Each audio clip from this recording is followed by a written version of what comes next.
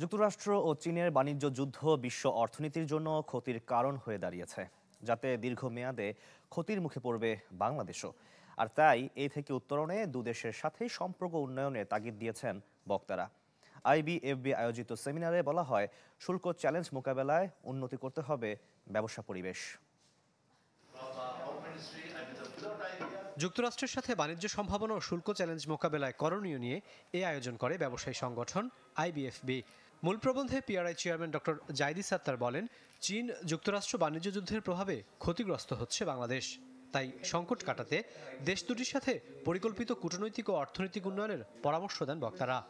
US China যদি একটা ভালো সেটেলমেন্ট না হয়, it's going to affect global trade, it's going to affect global trade, it's going to affect global economy as well.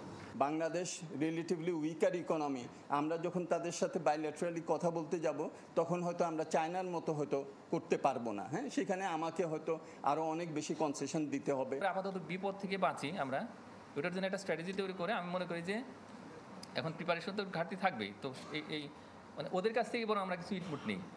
বৈশ্বিক বাস্তবতায় যুক্তরাষ্ট্রকে পাশ কাটিয়ে বহির্বাণিজ্যে টিকে থাকা সম্ভব নয় বলে মন্তব্য করেন অ্যামচেম সভাপতি। এ সময় দেশীয় সম্ভাবনা কাজে লাগাতে কাস্টমস সহ বিভিন্ন সমস্যার সমাধানের দাবি জানান তিনি।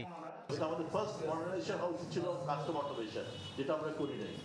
আমরা অনলাইন ভ্যাট আমরা করতে গেছি আজ থেকে প্রায় 15 বছর আগে, সেখানে আমরা ফেল করেছি। এই দুটো জায়গাতে ফেল করতে কিন্তু আমরা অনেক পিছিয়ে গেছি। $19.9 ট্রিলিয়ন ইকোনমি আর ওইদিকে $26 ট্রিলিয়ন ইকোনমি, তারা একটা অ্যাডজাস্টমেন্টে আসবে এবং মাঝখানে যে বিপদটা হবে সেটা হচ্ছে আমাদের মতো দেশগুলোর জন্য বিপদটা হবে, কারণ বৈশ্বিক এই বাণিজ্য কাঠামোটা বদলে যাচ্ছে। অনুষ্ঠানে যুক্তরাষ্ট্রের সাথে দর কষাকষিতে সমন্বয়ের ঘাটতির কথা জানান প্রধান উপদেষ্টার বিশেষ সহকারী ডক্টর আনিসুজ্জামান চৌধুরী। পরামর্শ দেন সমন্বিত পদক্ষেপ নেয়ার। আমার এই পলিসি কোহেরেন্স মেকানিজম নাই, এখানে কোঅর্ডিনেশন মেকানিজম নাই, কোহেরেন্স মেকানিজম নাই। দেন আফটার এভরিথিং আপনি সব পলিসি একসাথে অ্যাপ্লাই করতে পারবেন না। আপনাকে সিকোয়েন্সিং করতে হবে, ইন্টিগ্রেট করতে হবে, কোনটা আগে যাবে কোনটা পরে যাবে। এ সময় একক পণ্য ও বাজার নির্ভরতা কমানোর পরামর্শ দেন আলোচকরা।